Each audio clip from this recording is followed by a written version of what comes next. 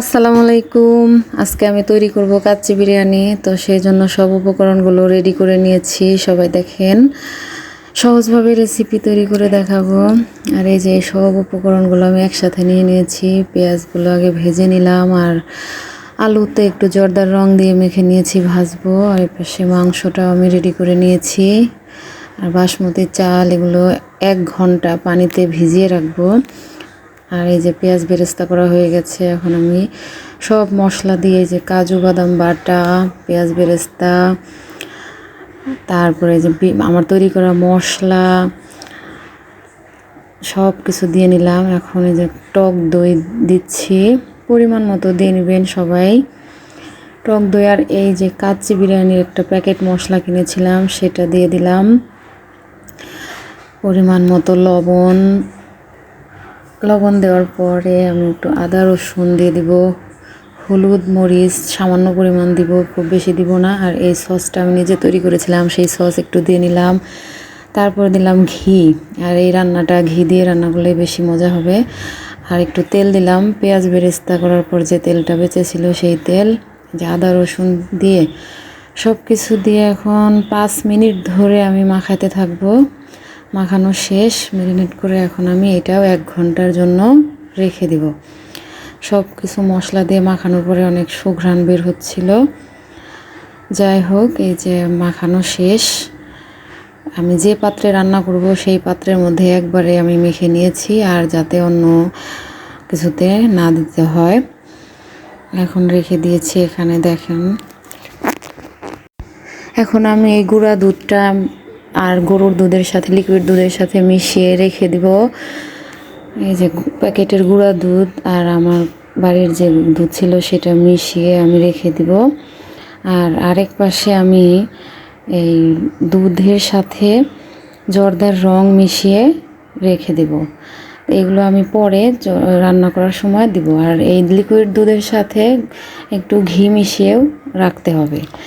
দুইটার সাথে একটু 1 চামচ বা 2 চামচ করে ঘি মিশিয়ে রাখতে হবে। আর দেখেন, আমি কাঠ পুড়িয়ে কয়লা বানাচ্ছি। এই কয়লাটা আমি এই যে এই মাংস যে আমি ম্যারিনেট করে রেখেছি সেটার ভিতরে দিয়ে রাখবো, ঢাকনা দিয়ে ঢেকে রাখবো, যাতে স্মোকি একটা ফিল আসে। তো এখন এই যে আমি 1 ঘন্টা পরে এই যে আমি সব উপকরণ দিয়ে সাজিয়ে নেব। কাঁচামরিচ দিলাম, তারপরে দিব 5-6টা কাঁচামরিচ। এখন আমি কিশমিশ দিচ্ছি, কিশমিশগুলো সাজিয়ে দিলাম। তারপরে আমি দিব একটু মাওয়া, কিনে নিয়ে এসেছিলাম, সেই মাওয়া দিব। আর একটু পেঁয়াজের বেরেস্তাও ছিটিয়ে নিচ্ছি। পেঁয়াজ বেরেস্তা দেওয়ার পরে এই যে দেখেন, কাজু বাদাম দিয়েছিলাম, এখন আবার কাঠবাদামগুলো কুচি করে কেটে রেখেছি, সেই কাঠবাদাম দিয়ে দিচ্ছি উপরে। সব কিছু সুন্দরভাবে দেওয়া হয়ে গেলে এখন দিলাম একটু মাওয়া। এই মাওয়াটা কিনে নিয়ে আসছি, বানাইতে পারি নাই। যাই হোক, সুন্দর করে সাজানো হয়ে গেলে এখন আমি ওই সেদ্ধ করা চাউল সেদ্ধ করব। ওটা চাউল সেদ্ধ করার জন্য আমি একটা বড় পাত্রে পানি দিয়েছি।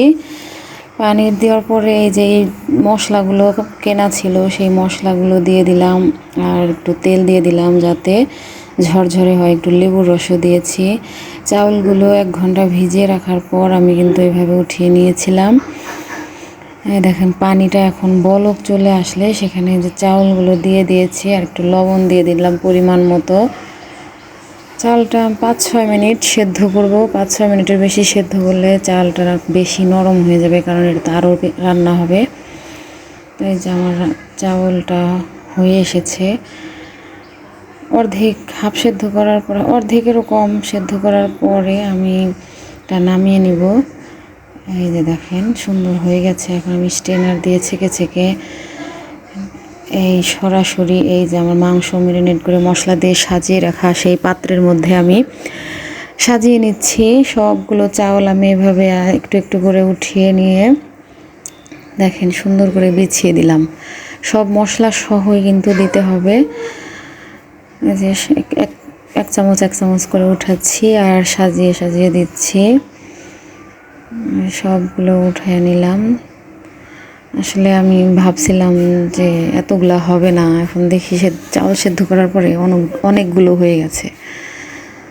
যাই হোক, এই যে দেখেন আর সবগুলো চাউল দেওয়া শেষ। এখন আমি ওই সেই দুধ মিশিয়ে রাখা দুধগুলো দিয়ে দিচ্ছি, আর এর উপর দিয়ে দিলাম সেই জর্দার রং মেশানো দুধ। এটা দিলে একটু কালার হবে, সুন্দর সুন্দর একটা কাচ্চির ফিল আসবে।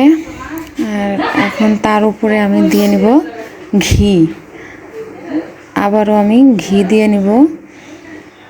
এই যে ঘি দিয়ে এখন ঢাকনা দিয়ে ঢেকে আমি একটু আটা মেখে রেখেছিলাম, সেটা দিয়ে সুন্দর করে চারপাশে বন্ধ করে দেব যাতে বাতাস বের হইতে না পারে।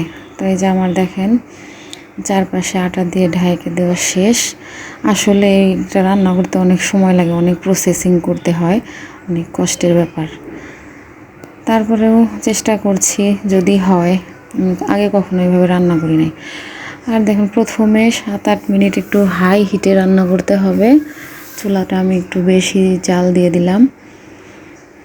আমার 1-1.5 ঘন্টা পরে আমি এই যে ফিরে এসেছি। দেখেন এত সুন্দর একটা কালার হয়েছে, আর আমি ভাবছিলাম যে হয়তো মাংস সেদ্ধ হয় নাই না কি হয়েছে, কিন্তু উঠানোর পরে এত সুন্দর ঘ্রাণ বের হয়েছে আর এত সুন্দর সেদ্ধ হয়েছিল, দেখতে অনেক সুন্দর লেগেছে, খেতেও মাশাল্লাহ অনেক ভালো লেগেছে। দেখেন যে আমি চুলা থেকে নামিয়ে নিয়েছিলাম প্রায় 1.5 ঘন্টা পরে। 1.5 ঘন্টা পর নামানো হয়েছিল, তার জন্যই সুন্দর করে মাংসটা এত সফট সেদ্ধ হয়ে গেছে, অনেক ভালো লাগছে। এখন আমি পরিবেশন করব। যে নিয়ে আসলাম টেবিলে, নেড়ে চেড়ে নিচ্ছিলাম, একটু দেখছিলাম সব ঠিক আছে কিনা। এখন আমার 2 ছেলে খেতে বসেছে, ওদের দিয়ে দিচ্ছে ওদের প্লেটে। ওরা অনেক আগ্রহ নিয়ে অপেক্ষা করছে কেমন হলো সেটা খেতে। এই যে ওদের প্লেটে দিয়ে দিচ্ছি, ওরা খুব খুশি, আমিও খুব খুশি। সবাই এভাবে রান্না করবেন, ট্রাই করবেন, বাচ্চারা অনেক পছন্দ করবে, নিজেদেরও অনেক ভালো লাগবে। আমি প্রথম এভাবে রান্না করলাম, আমার অনেক ভালো লেগেছে।